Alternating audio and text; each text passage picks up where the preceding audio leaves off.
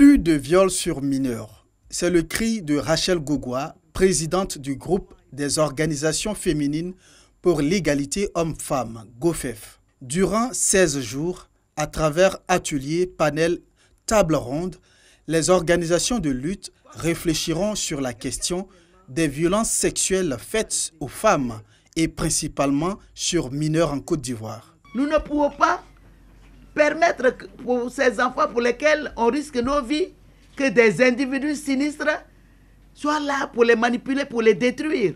Les filles violées, les personnes violées sont des personnes mortes vivantes. Qu'on nous appelle à minuit ou à 2, on n'a qu'à nous appeler. On va intervenir, même si on est habillé, on peut intervenir partout sur l'ensemble du territoire. Depuis le début de l'année, plusieurs cas de viol sur mineurs ont été recensés en Côte d'Ivoire. Pour le GOFEF, c'est alarmant.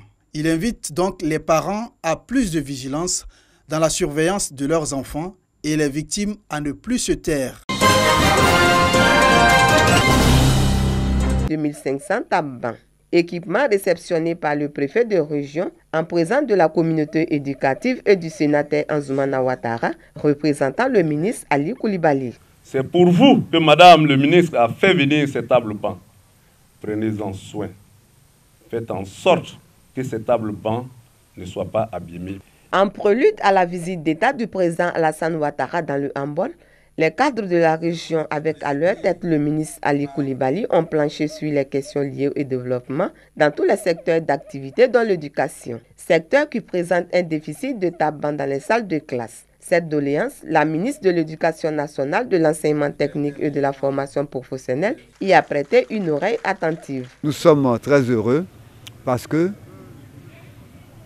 les élèves ont une réponse. Aujourd'hui, ils sont appelés à donner le meilleur d'eux-mêmes pour que les résultats soient améliorés. Les tables sont pour nous élèves un matériel de travail très important. J'invite donc tous mes camarades élèves d'éviter d'abîmer ces bancs qui sont un bien public. Le préfet de Katiola promet de remettre les tabacs aux établissements scolaires de sa région qui en ont exprimé le besoin comme le souhaite le ministre.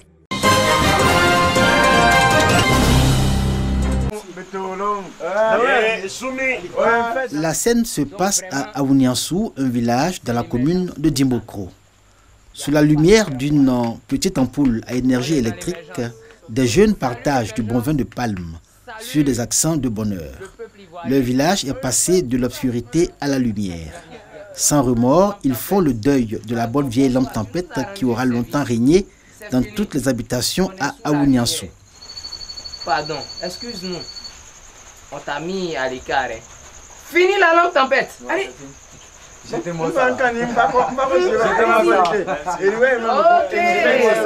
Merci.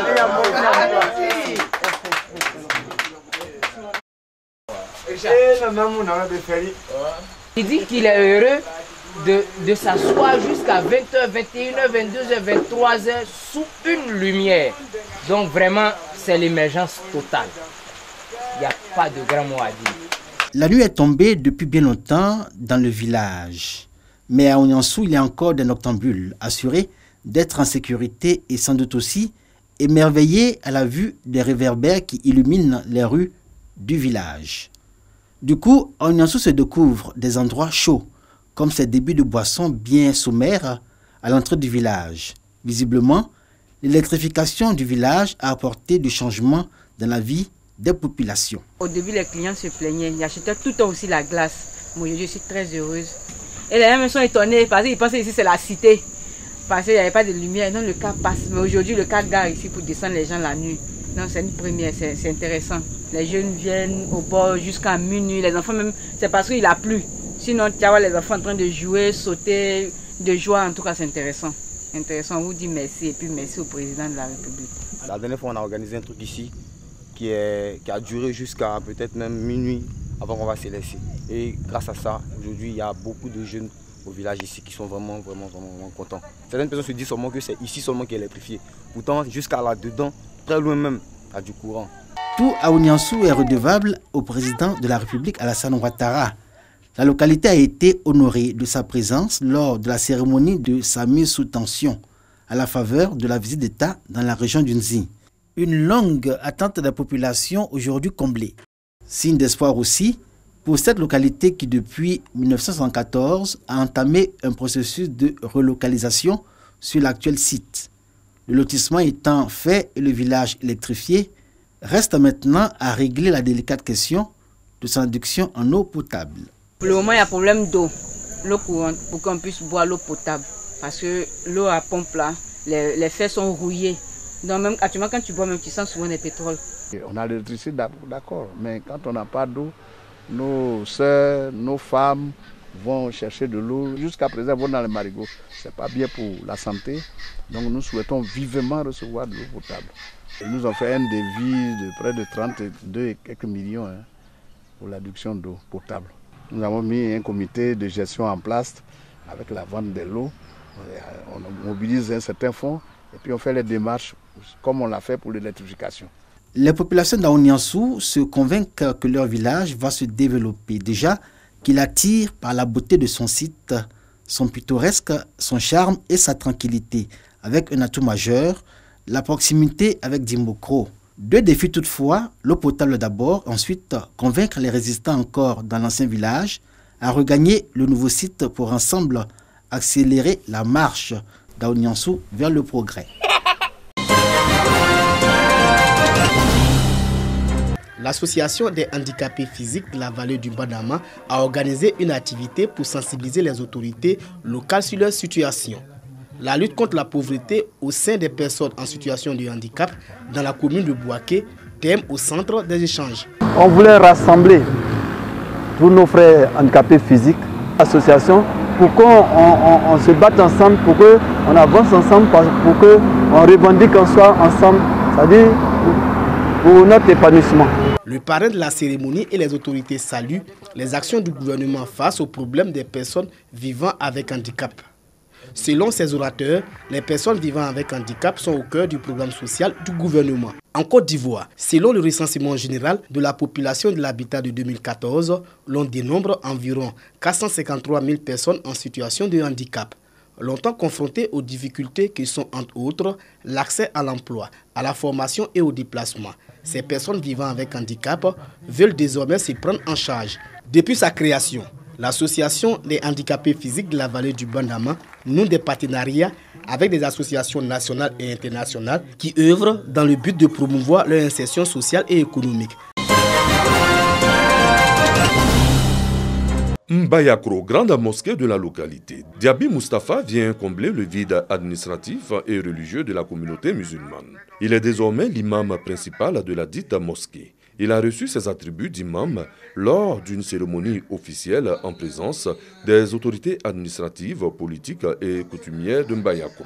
Le tube, la canne et le Coran ont constitué les symboles de l'imam. Je demande à l'imam d'être droit et juste et veiller sur la paix et la discipline.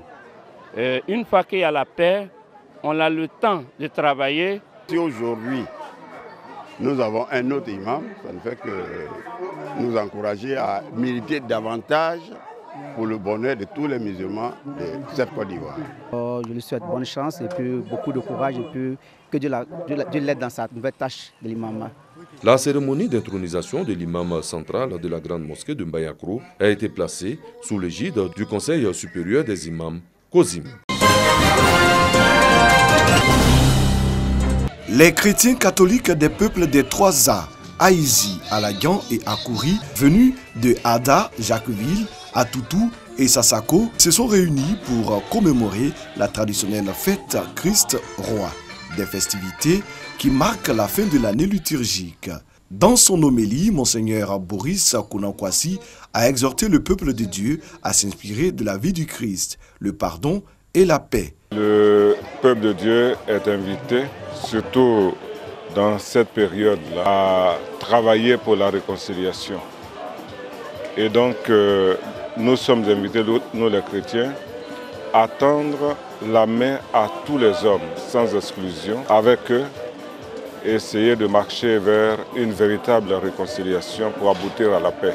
La fête Christ Roi est aussi le lieu de retrouvailles entre les filles et fils de la région. C'est une façon pour nous de montrer notre union, notre attachement à Dieu. C'est pour nous l'occasion de remercier le Seigneur donc pour tous les bienfaits qu'il apporte à la région pour la paix et pour la stabilité de la Côte d'Ivoire. Pour cette célébration, des prières ont été faites en faveur du chef de l'État et pour la paix en Côte d'Ivoire.